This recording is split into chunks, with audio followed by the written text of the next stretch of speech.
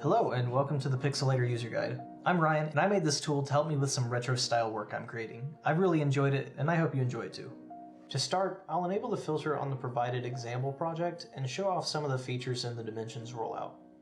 So by default, the filter will automatically correct for any non-square textures and create square pixels, but this can be toggled off if desired. For square textures, the option has no effect, and the separate X and Y pixel count toggle works independently from this option. As I change the pixel count, notice that the resolutions aren't locked to powers of 2. The filter doesn't actually resize your document, it just virtually drops resolution. You can enter any number into the square pixel count field or create non-square pixels as shown here. Switching to Substance Designer, we can get a better view of these features on this 2K by 1K render of a sci-fi pump I created.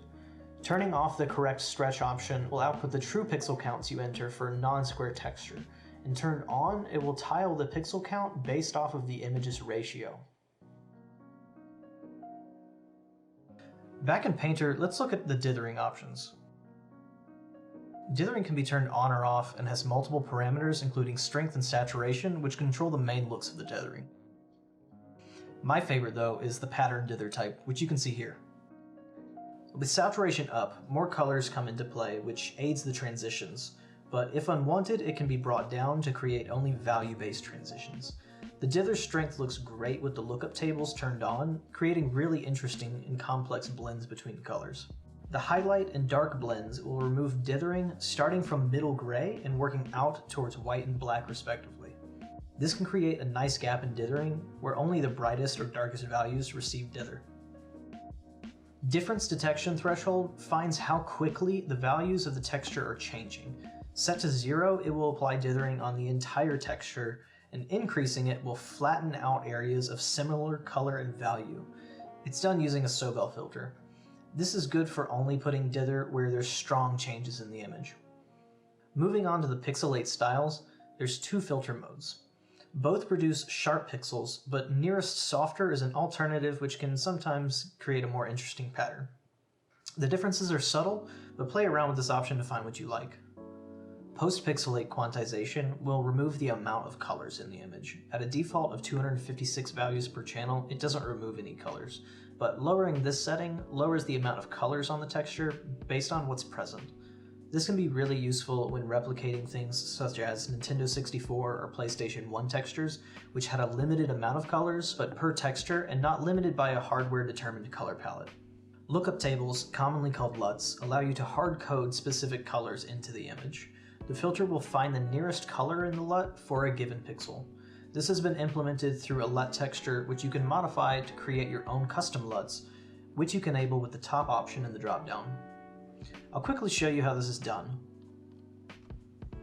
In Photoshop, I create a series of adjustment layers to change the tone of the image. This by itself can be a LUT, but let's go a step further.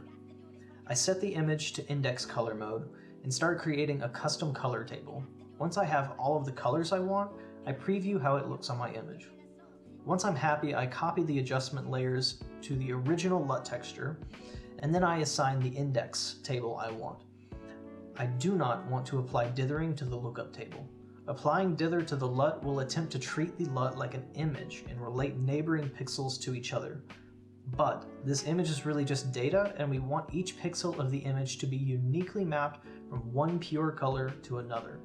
This is also why the LUT is so high resolution, as it contains every single RGB value. Back in Painter again, I drag and drop in a custom LUT that I've created and included with the source files for this project. I import it as a texture, and in the custom slot which appears when the custom LUT option is selected, I add my LUT texture. I think this one looks really cool. Lastly, I wanted to talk a bit about using this with full materials. You can see the tool works on not just albedo, but all channels, including the normals. It even applies LUTs to the normals, which can look really cool. However, it can also work very poorly when using LUTs which don't have colors in them, similar to normal map values. In this instance, duplicate the Pixel8R filter, disable apply lookup table, and have only the duplicate affect the normals. It will also affect the height map, which can create strange stair-stepping artifacts, because Substance Painter converts height to normals behind the scenes as a last step.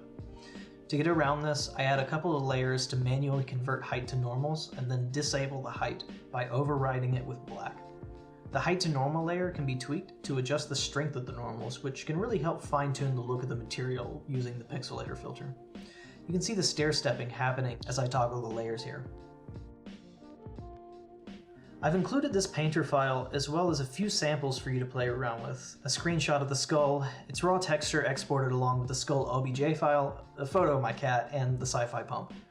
Play around with these in Designer to get a feel for the filter, as it's great not just for Painter, but for creating any kind of pixelated work. If you're on YouTube, please leave a like and comment if you found this video useful, or if you have any questions, let me know. You can find links to the Gumroad page and ArtStation post on PIXEL8R in the description. Thanks for watching, and I hope you enjoy the filter.